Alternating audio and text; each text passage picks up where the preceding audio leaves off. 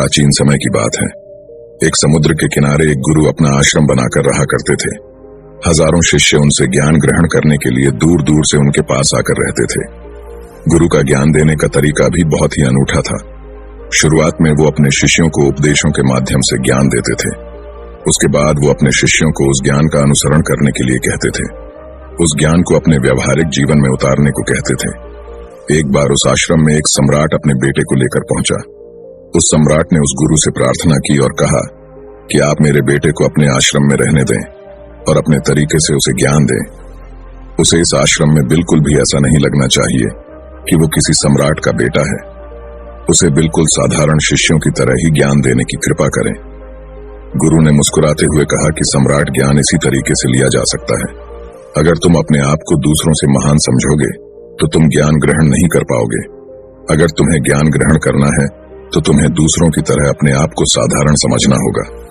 यही ज्ञान ग्रहण करने की सबसे पहली सीढ़ी होती है। तुम निश्चिंत रहो, आज से तुम्हारे बेटे की जिम्मेदारी मेरे कंधों पर है। ये कहकर गुरु सम्राट के बेटे को अपने साथ लेकर समुद्र के किनारे टहलने के लिए निकल गए। आश्रम के बाकी सभी बच्चे उस सम्राट को देख रहे थे। सम्राट अपने बेटे को अपने रथ पर बिठाकर लाया था, जिससे सभी बच्चे समझ गए थे कि यह बच्चा सम्राट का बेटा है। इसी वजह से आश्रम के सभी बच्चे सम्राट के बेटे की तरफ आकर्षित हो गए थे। जब गुरु सम्राट के बेटे को लेकर समुद्र पर टहल रहे थे तो सम्राट का बेटा अचानक फूट फूट कर रोने लगा, क्योंकि अभी वो सिर्फ 12 वर्ष का था और 12 वर्ष की आयु में उसके पिता उसे अपने से दूर करके चले गए थे। ये सदमा वो बच्चा सहन नहीं कर पा रहा था। वो नहीं समझ पा रहा था कि उसके पिता उसकी भलाई के लिए उसे उस गुरु के पास करके गए हैं। उसे रोते हुए देखकर गुरु ने कहा कि बेटा, मैं तुम्हें चुप नहीं करूंगा। हो सकता है कि आज मैं तुम्हारे आंसू पोंछ दूं, लेकिन कल तुम फिर अपने आप को अकेला पाओगे। याद रखना, जीवन में इंसान अकेला आता है और अकेला ही जाता है।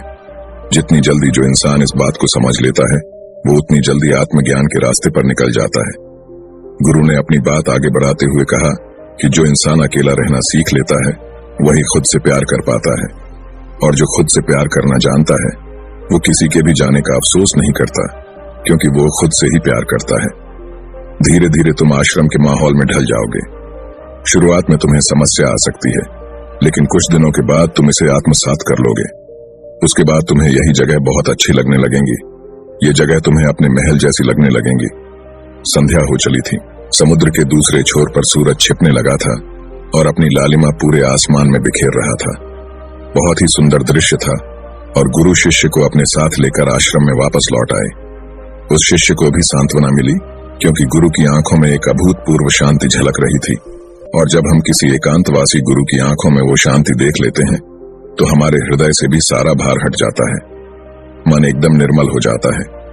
जब सम्राट का बेटा रात्रि का भोजन करने के लिए भोजन कक्ष में पहुंचा तो आसपास के सभी शिष्य उसके पास आने लगे। उन सभी को पता था कि यह सम्राट का बेटा है और अगर हम इससे दोस्ती कर लेते हैं तो उससे हमारा बहुत फायदा होने वाला है। यही सोचकर आश्रम के ज्यादातर शिष्यों ने उसे घेर लिया था। बस कुछ बच्चे जो अकेले रहने का महत्व समझते थे, जो दिखावे में विश्वास नहीं करते थे, वो उस सम्राट के बेटे के पास जाने की बजाय अपना पूरा ध्यान खाने पर लगा रहे थे और एकांत में बैठकर अपना भोजन कर रहे थे। कुछ दिनों के बाद सम्राट के बेटे की आश्रम के ज्यादातर बच्चों के साथ दोस्ती हो गई। अब वो आश्रम में उन बच्चों के साथ घूमता, उन्हीं के साथ अपना ज्यादातर समय बिताता। आखिरकार वह सम्राट का बेटा था, सुख सुविधाओं में पला हुआ था। आसपास बहुत से दास और दासियां होते थे। आसपास अपने मित्रों से घिरे होना, वही दिनचर्या उसने इस आश्रम में भी अपना ली थी।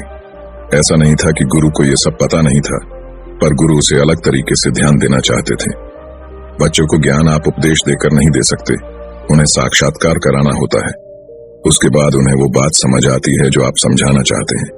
गुरु को ये बात पता थी कि अगर मैं इसे बोलकर बताऊंगा तो ये कभी समझ नहीं पाएगा।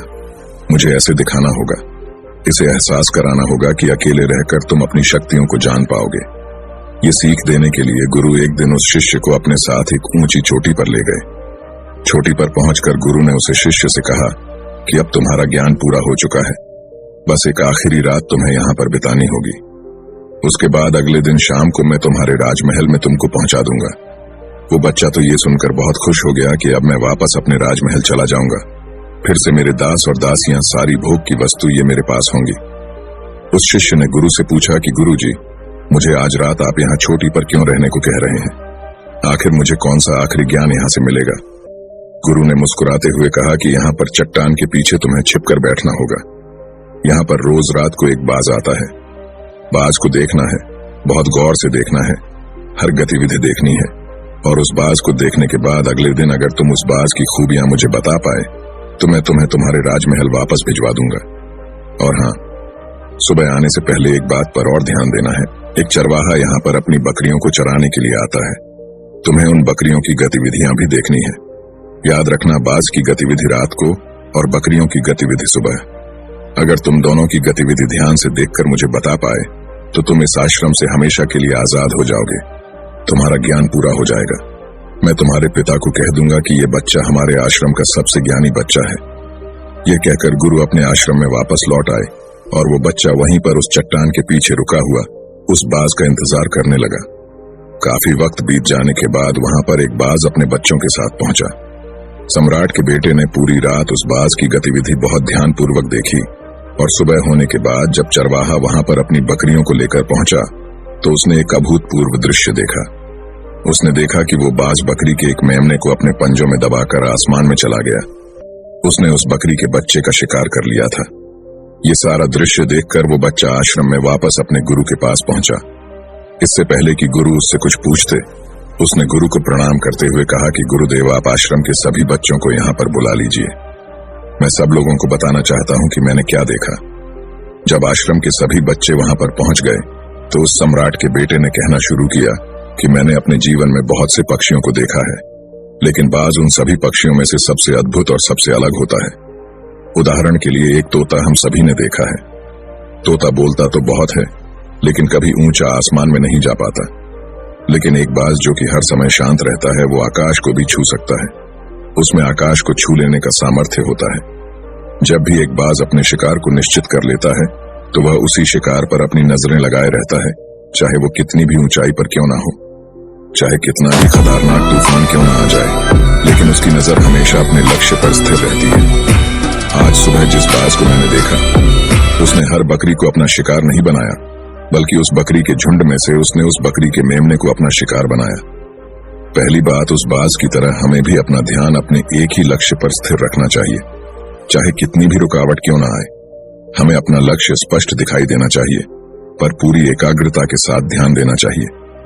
तीसरी बात जो मैंने उस बाज से सीखी और जो हम सभी को सीखनी चाहिए, वह यह है कि बाज कभी भी दूसरे पक्षी के साथ नहीं रहता। वो हमेशा आकाश में अकेला रहता है।